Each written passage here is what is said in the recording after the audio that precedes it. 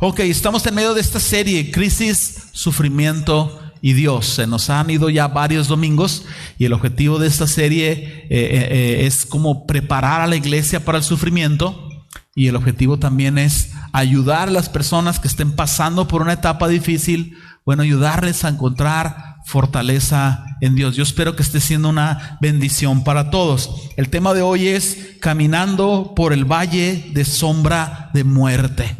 Está medio tenebroso el título, pero está muy bueno el tema.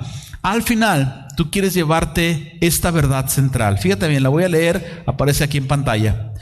El tiempo de aflicción es un proceso en el cual caminamos con Dios. A veces llorando, a veces orando, pero siempre confiando que Él nos tiene en sus manos. ¿Cómo vamos a llegar a esta verdad central al final del mensaje? Vámonos poco a poquito. Hemos hablado ya por varios domingos sobre prepararnos para el sufrimiento, encontrar respuestas en Dios a la desilusión que puede generar la crisis.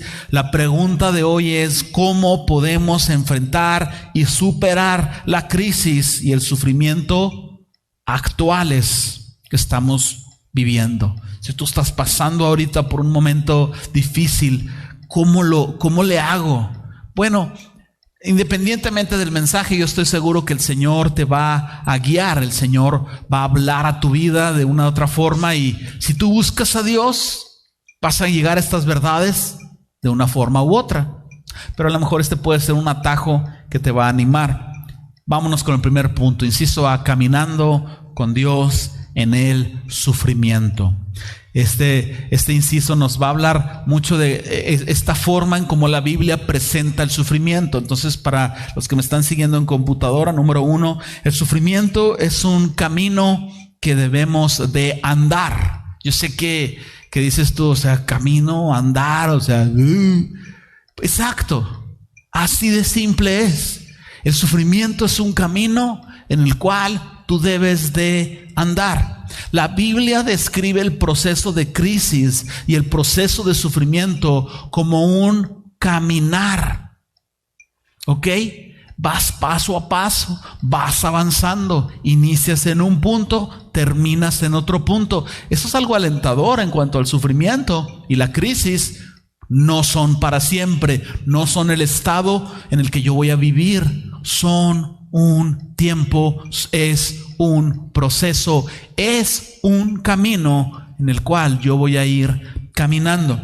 Acompáñenme en sus Biblias al Salmo 23, estoy seguro que es uno de los favoritos de todos. Salmo 23:4 dice: aunque ande en valle de sombra de muerte, no temeré mal alguno, porque tú estarás conmigo. Tu vara y tu cayado me infundirán aliento. Si ya lo encontraste en tu Biblia, me gustaría que te enfocaras específicamente en la segunda palabra: aunque ande, aunque camine. Tú puedes sustituir la palabra andar por caminar sin alterar el significado de la palabra de Dios, y lo podemos leer: aunque esté caminando por el valle de sombra de muerte, no temeré mal alguno. ¿Por qué? Porque el Señor estará conmigo.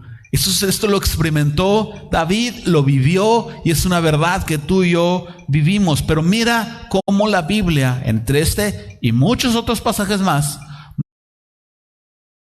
muestra ese proceso de crisis como un caminar. Entonces, la idea de andar, de caminar, una vez más, nos lleva y nos apunta hacia un proceso a una etapa de avances, un proceso, en el cual progresas. Es un juego de palabras, un proceso en el cual tú progresas. Entonces, en medio de todo eso, tú mantienes tu confianza en Dios. Entonces, cuando tú estás en medio de esto, probablemente hay momentos en donde tú sientes que Dios habla a tu vida y te dice: espera en mí. Por ejemplo, el Salmo 46:10, la Escritura dice: estad quietos y conoced que yo soy Dios. Hay veces que Dios nos llama a esperar en Él. Oramos a el Señor, pues ¿qué está pasando? Ayúdame con esto. Y el Señor pone en tu corazón, en tu mente: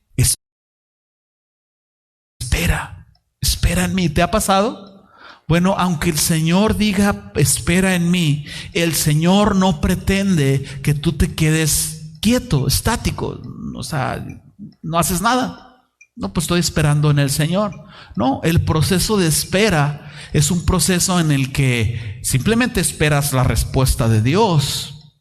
No puedes trabajar y hacer y hacer y hacer y producir un cambio tú, pero sí puedes avanzar y continuar en tu fe e insistir y esforzarte en oración, en lectura, en decisiones, a veces decisiones cotidianas, por alcanzar aquello en lo cual tú sabes que Dios te está llevando. Entonces, aunque es un proceso de espera, no es un proceso pasivo. Entonces, en esencia, nosotros debemos de avanzar en el sufrimiento. No puedes quedarte solamente ahí sufriendo y sufriendo. Tú necesitas empezar en cuestiones de fe a moverte. Sin tropiezos, sin rodeos, sin sentimientos ahí que puedan dirigir tu vida, sin que tengas un miedo paralizador, pero sabes que también confiando en que Dios está contigo. Tampoco es un momento para darte por vencido, tampoco es un momento para rendirte a la desesperación, es un momento de avanzar. Por alguna razón, Dios permite que nosotros entremos en este proceso. Porque Él no quiere que nos quedemos en el estado actual. Él quiere tu transformación y vamos a llegar a eso en un momento. Número 2, el sufrimiento también es un fuego purificador. La Biblia también habla y expresa el proceso de crisis y de sufrimiento en una metáfora como si fuera un fuego que purifica nuestras vidas. Hay muchos pasajes bíblicos en esta categoría también. En pantalla aparece Zacarías 13:9. En la Nueva Traducción Viviente, síganme en la lectura, por favor. Dice: a este último grupo lo pasaré, léelo conmigo, por el fuego. ¿Por qué Dios permite eso? Sigue leyendo. Y los haré puros. Preguntas simples, respuestas básicas. ¿Por qué Dios está haciendo que este grupo de personas pasen por el fuego? Respuesta: para purificarlos.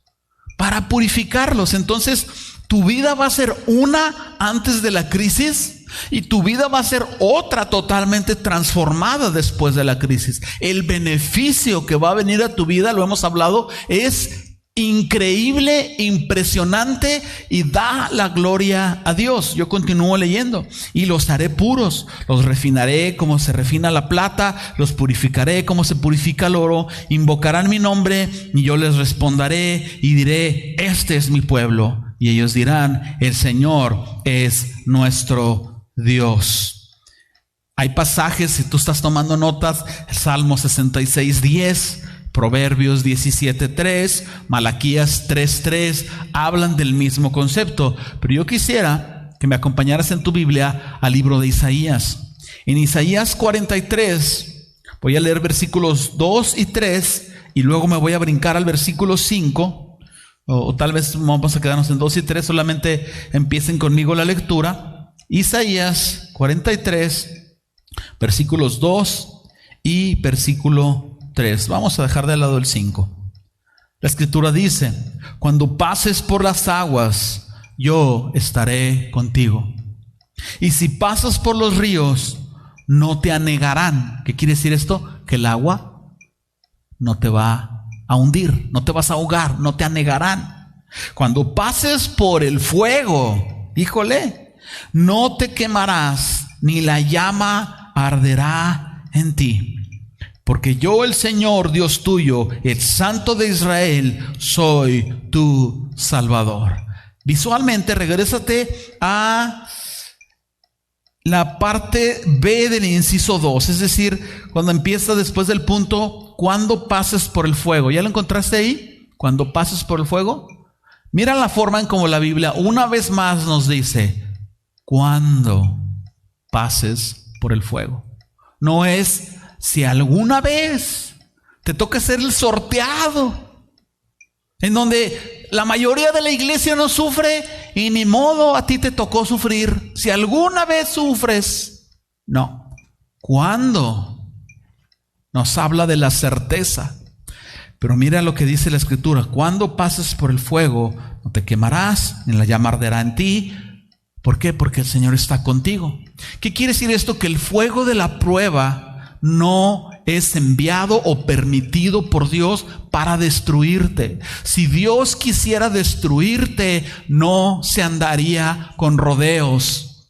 Pero Dios no te va a destruir porque ya ha descargado la ira del pecado, por el pecado, en la persona de Jesús. Entonces, aunque tú sientes, ay, es que el Señor quiere ya acabarme, el Señor no lo va a hacer. Ya descargó su ira sobre Jesús. Y eso nos da gran aliento, porque entonces lo que tú estás pasando ni es para tu destrucción, es para tu purificación, y tampoco es por venganza, porque ándele es pecador, para que se le quite. Quizás Dios sí quiere ponerte en un tiempo de disciplina para que entres en arrepentimiento, pero es una disciplina para el arrepentimiento, no una venganza por lo que hiciste. Si tú entiendes el Evangelio, llegarás a esta verdad. Entonces, la promesa que nosotros leemos aquí es que cuando pases por el fuego, el Señor va a estar contigo. En ninguna parte de este pasaje, déjame decirte, ni de la Escritura, yo encuentro una promesa que diga, acepta a Cristo y nunca te va a pasar nada. Espero que nadie se vaya a ofender aquí con lo que les voy a decir. Acepta a Cristo, cancela esto, decreta aquello, y tu vida cristiana va a ser hermosa y no te va a pasar nada. Tal concepto no existe en las Escrituras. Lamentablemente, en un tiempo pasado, lo hablo por mí, fui mal enseñado.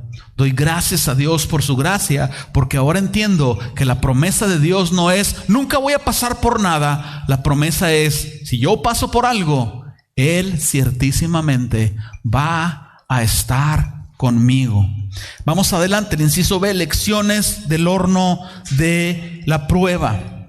La pregunta es, ¿qué lecciones nosotros aprendemos cuando estamos caminando por el valle de sombra de muerte o cuando estamos atravesando el horno del fuego de la prueba? Dos lecciones, empezamos por la primera. Número 1, ¿qué lección aprendemos? Aprendemos a caminar en el y si no.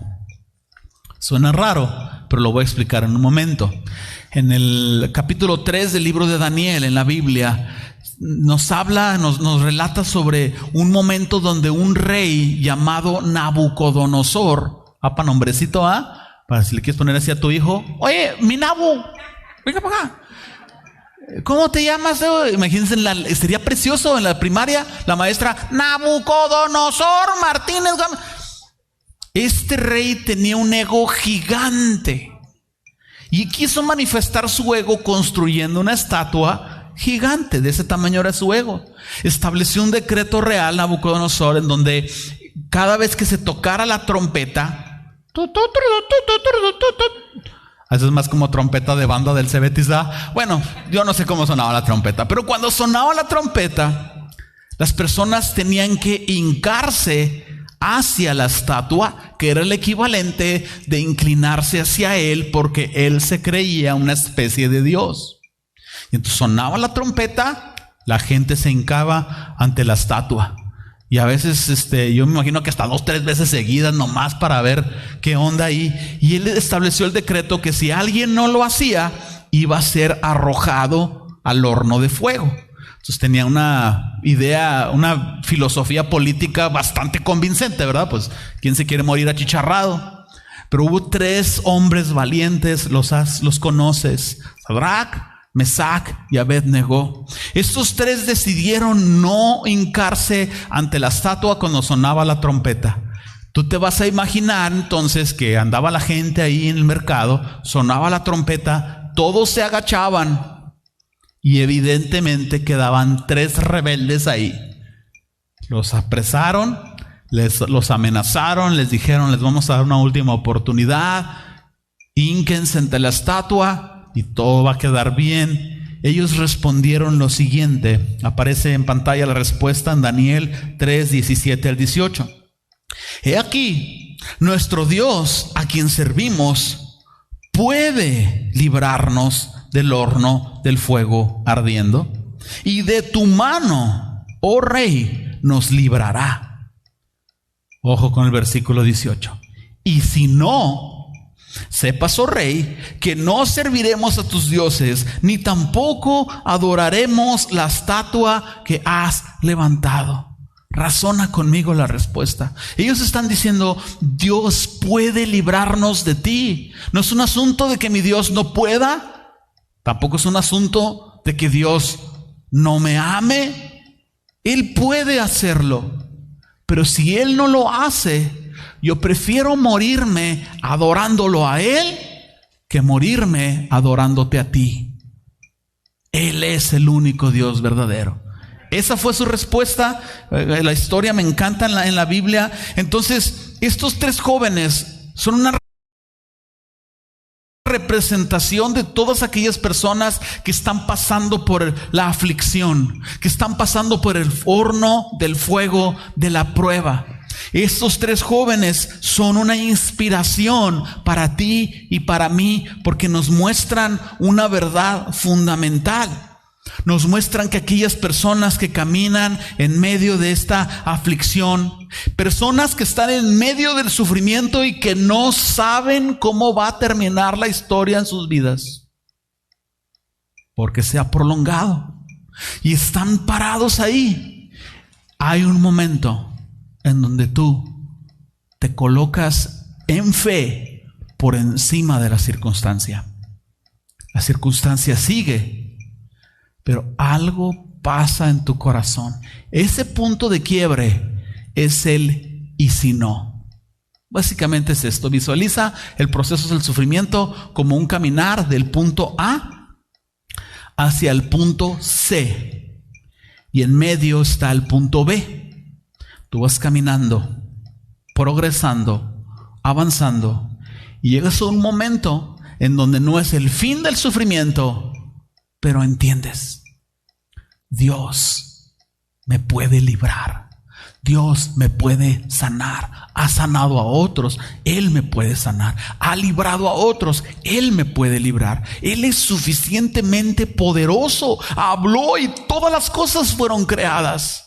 Pero si no lo está haciendo es porque Él quiere tratar algo conmigo, quiere purificarme. Entonces en el punto B, tú captas y si no, y el resto del camino del sufrimiento es mucho más llevadero, porque ahora tú sabes que Dios está contigo y que Él está permitiendo esto para un bien mayor en tu vida. Sigues en la situación, pero tú ya te has colocado por encima. La situación ya no está abrumando tu corazón. Tú estás ahora creciendo y avanzando. Entonces, estos jóvenes no sabían cómo iba a terminar la historia, pero nosotros sabemos cuál era el corazón de ellos. Ellos sabían en su corazón que Dios podía efectivamente librarles, pero ellos tenían muy claro en su corazón que Dios es soberano y que Dios es infinitamente más sabio que ellos, y que entonces ellos no tenían por qué decir, opinar o querer determinar qué sucedía o qué no. Ellos decían, el Señor nos puede librar, y si no, nosotros no vamos a hincarnos ante este Dios. Ellos sabían que Dios tenía suficientes razones para permitir que esto sucediera. Entonces ellos simplemente dijeron, no vamos a deshonrar a Dios. Cuando empieza el sufrimiento, Dios es paciente con nosotros, porque tendemos, hablo por mí, tendemos a ser insolentes. ¿Por qué, Dios? ¿Por qué permitiste que esto me pasara a mí? Si yo te he servido, si yo hago esto en la iglesia, si yo aquí, si yo allá, y yo. Y Dios escucha esta especie de oración monstruosa y es paciente. Porque Él sabe cómo va a terminar la historia. Él sabe cuando tu bebé está llorando porque tiene temperatura y le están saliendo los dientes, tú no se lo tomas a mal. Él se está quejando y yo sé que castiga los oídos, pero tú lo abrazas y tú dices, hijo, esto va a pasar. Y Dios es paciente con nosotros porque sabe cómo va a terminar la historia. Y entonces, aunque la situación no cambie, cuando tú llegas al y si no, tú cambias. La situación no cambia, pero tú sí cambias. Entonces, esta es una verdad importante en medio de todo este proceso. Entonces, definitivamente Dios es suficiente para sanarnos, para proveernos, para librarnos. Y no me malinterpreten, es correcto orar por la sanidad. Es correcto orar por la libertad. Dios nos llama a hacerlo. Tú tienes que caminar en ambas verdades, respetar la soberanía de Dios, pero seguir clamando a Él por su sanidad, porque estos jóvenes no fueron librados del horno del fuego hasta el final de todo. ¿Ok? Entonces tú debes de seguir orando por la sanidad y por la provisión y porque Dios lo haga. No es incorrecto orar por la sanidad, y si no sucede, bueno, tú sigue confiando en Dios. Sadrach, Mesach y Abednego lo hicieron. Les calentaron el horno como 3-4 veces más. Tanto calentaron el horno que las personas que los tenían agarrados se acercaron a aventarlos, y los que los aventaron se achicharraron nada más de acercarse al fuego. Ellos cayeron y luego vieron a uno allá abajo, y la descripción de la Biblia es impresionante. Uno que tiene el aspecto como hijo de los dioses. ¿Por qué no dijeron uno que tiene el aspecto de ángel? Uno que tiene el aspecto como Dios, o uno que no conocíamos, que se ve muy poderoso, está ahí. ¿Por qué la descripción? Uno como hijo de los dioses. Y vieron que no se quemaron. A lo mejor era uno, no se quemaron. Sabemos que esta persona es una descripción de la persona de Jesús. Entonces, mira la verdad que la Biblia nos está hablando. Jesús está contigo, aunque se caliente más el sufrimiento y la crisis. Eso no elimina que Dios esté ahí contigo. El mayor deleite de estos 3 jóvenes, o de estos 3 hombres, fue honrar a Dios. Su deleite estaba en honrar a Dios, y ellos lo iban a hacer aunque su vida no formara parte del sueño que ellos tenían. Llegó un momento en donde tú dices, Señor, yo te voy a amar, yo te voy a servir, yo voy a proclamar tu nombre sin importar cómo me vaya en la vida. Me salvaste, me aceptaste en tu familia, y eso es suficiente para mí. Entonces, después de y si no, viene una revelación sobrenatural. Cuando ellos dijeron, y si no, los metieron al horno. Mira qué pasó después del y si no. Jesús estaba con ellos. Preguntan, a ver si es cierto que los de pan de vida son los meros papas fritas. Jesús no estaba con ellos antes de caer en el horno. ¿Sí estaba o no estaba? Sí. Entonces ellos no lo habían visto, ¿verdad? Y cuando cayeron en el horno lo vieron. La revelación que viene a tu vida de Jesús, cuando tú estás en el proceso del sufrimiento, es tan extraordinaria que ningún profesional regular podrá darte, ningún predicador podrá expresarlo. Son verdades que tú entiendes en esos momentos de quebranto delante de Dios, y viene la revelación de Jesús que te deja marcado, traumado, transformado. Y yo pongo esto en pantalla para aquellos que toman notas. Si crees en Jesús y descansas en Él naturalmente, en medio del proceso del sufrimiento, si crees en Jesús y descansas en Él, entonces el sufrimiento purificará tu carácter como el fuego purifica el oro. Realmente a veces no hay forma de aprender a confiar en Dios hasta que estás colocado en una situación en la que no te queda otra más que confiar en Dios. Tú puedes decir en la vida normal, yo confío en Dios, pero tú lo pruebas cuando tú lo demuestras cuando estás efectivamente en medio de la prueba. ¿Y qué es la revelación con la cual te quedas al final de todo? ¿Quién es Jesús? Como Él está contigo. Entonces Él está disponible en todo momento de tu vida. Él quiere que lo conozcas profundamente. Y voy a abrir una cápsula que todavía va a profundizar más en el concepto. No solo es un asunto de Jesús, sino de entender quién es Jesús a través del mensaje del Evangelio. O con esto, tú tomas el Evangelio y es una herramienta que te sirve para casi cada respuesta en la vida. Te explico cómo. Si tú recuerdas con gratitud y con asombro la forma en como Jesús fue arrojado a un horno de fuego en el cual tú no fuiste arrojado, y recuerdas que Jesús lo hizo por ti, eso te hace pensar que si Él lo hizo por ti, Él no te va a dejar solo cuando tú seas arrojado a ese fuego. Cuando Jesús fue arrojado a ese horno de fuego, que sabemos que es la cruz, Él fue ahí voluntariamente, dijo, yo voy. Y Él se colocó en la posición de recibir todo el castigo y tomar la copa de la ira de Dios por causa del pecado, para que tú no tuvieras que pasar por ello. Jesús vivió en el horno de fuego lo que tú y yo nunca vamos a vivir, el abandono de Dios. Jesús dijo, Dios mío, ¿por qué me has desamparado? Por un momento experimentó el abandono de Dios. Tú nunca vas a vivir el abandono de Dios. No dejes que tus emociones te engañen. No dejes que la situación te ciegue.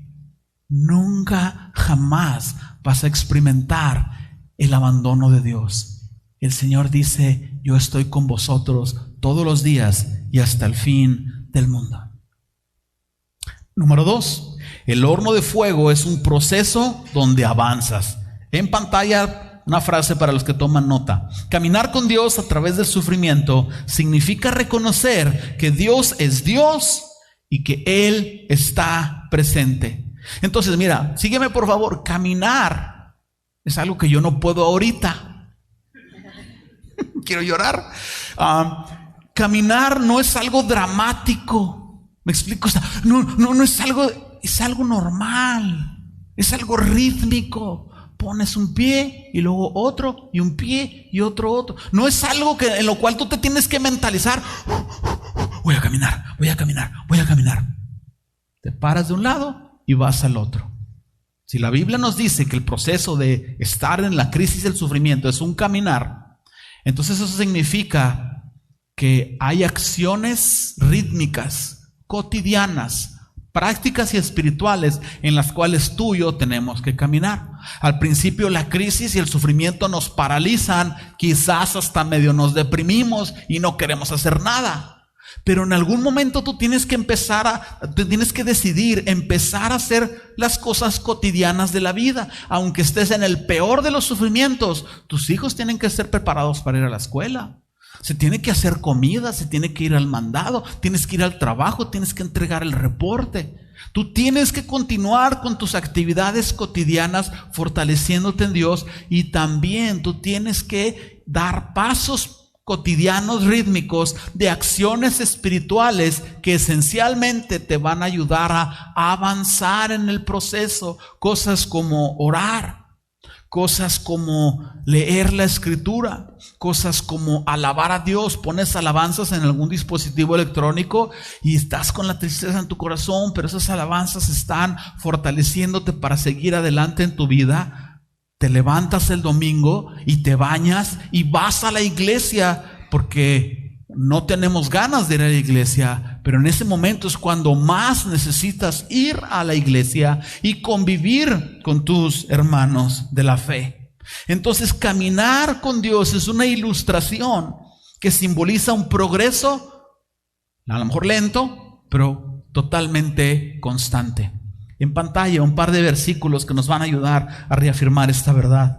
Mira Proverbios 4:18. Mas la senda de los justos es como la luz de la aurora, que va en aumento hasta que el día es perfecto. La senda de los justos nos dice la vida de un cristiano, la vida de una persona que puso su fe en Jesús. No somos justos por nuestras obras, somos justos por creer en Jesús. Él nos hizo justos. Entonces la senda de los justos es como la luz de la aurora, un amanecer. ¿Te gusta el amanecer? Hasta a los hombres nos gusta el amanecer. Nos da vergüenza verlos medio ñoños y nos lo aguantamos para adentro, pero nos maravillamos igual que las mujeres con el amanecer. No, yo sí soy bien sincero. Bien hermosos los amaneceres. Empieza esa bola roja, naranja saliendo, y la vida del justo es así. Empieza de menos a más, de menos a más, de menos a más, hasta que la luz de Dios brilla completamente en tu vida. La luz más la senda de los justos es como la luz de la aurora, que va en aumento hasta que el día es perfecto. ¿Qué tiene que ver eso con el sufrimiento? Nada, pero está bien chida el versículo, ¿a poco no? No, tiene que ver que para que tú vayas en aumento, para que Jesús vaya iluminando tu vida cada vez más, tú vas a necesitar irte purificando. El proceso de perfección incluye a veces el ardor de ser limado por la circunstancia. Salmo 23:4, empezamos todo con esto. Aunque ande en valle de sombra de muerte, no temeré mal alguno, porque tú estarás conmigo. Tu vara y tu cayado me infundirán aliento. En conclusión, andar con Dios o caminar con Dios significa en general que a lo mejor no vas a ser liberado inmediatamente. Pasó algo trágico en tu vida y tú oras a Dios. ¿Qué pasa si no hay una respuesta inmediatamente? Tú vas a tener que empezar a caminar con Dios a través de ese proceso. A lo mejor tus preguntas no van a ser respondidas inmediatamente. Vas a tener que irlas descubriendo conforme vas avanzando en el camino. Empiezas a caminar, empiezas a tomar decisiones prácticas, vas progresando, vas hacia el punto final, pero en la mitad del camino llegas al y si no. Y aunque es un proceso lento y constante, es un proceso purificador y es un proceso transformador. Llévate este pensamiento: el tiempo de aflicción es un proceso en el cual caminamos con Dios, a veces llorando, a veces orando, pero siempre confiando en que Él nos tiene en sus manos. Gracias por ese amén. Yo dije, se van a chafiar. Un aplauso al Señor si estás de acuerdo con esto. Amén. A Él sea la gloria. Tú te vas a preguntar, ¿cuáles son entonces esas? Estás hablando de caminar como algo rítmico. ¿Cuáles son esas actividades cotidianas, prácticas que uno tiene que empezar a hacer a través de ese proceso? Bueno, en pantalla aparece llorar. Llorar es parte de tu sanidad. Confiar es una decisión que vas tomando en forma de proceso. Orar, pensar, agradecer a Dios. Y vamos a tomar algunas de estas, y cada uno de ellos va a ser un título de los siguientes mensajes en vista a ir terminando esta serie. Siguiente semana vamos a hablar sobre llorar. Tráiganse sus Kleenex, si no, aunque sea servilletas de cocina o lo que caiga. Estoy seguro que tú quieres terminar esto con oración. Señor, venimos ante ti reconociendo tu mano soberana sobre nuestras vidas, Señor. Sabemos que tus pensamientos son más altos que nuestros pensamientos y no pretendemos igualarnos a ti al querer comprenderte.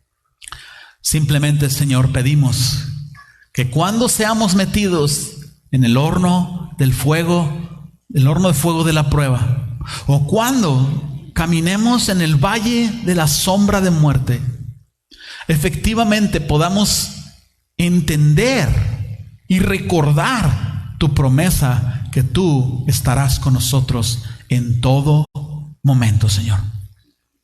Señor, aunque parezca incongruente, te damos gracias por interrumpir nuestras vidas. Porque si tú no interrumpieras nuestras vidas con el sufrimiento,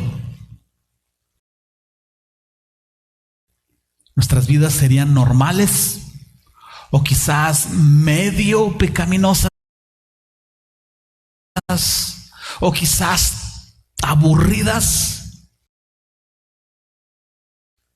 Pero al conocerte a ti, Señor, nuestra vida se ilumina y cobra significado. Así es de que no damos gracias a ti por el sufrimiento, Señor. Damos gracias porque tú estás con nosotros a través del sufrimiento y porque tú a través de la cruz has hecho algo para librarnos del sufrimiento. Señor, gracias.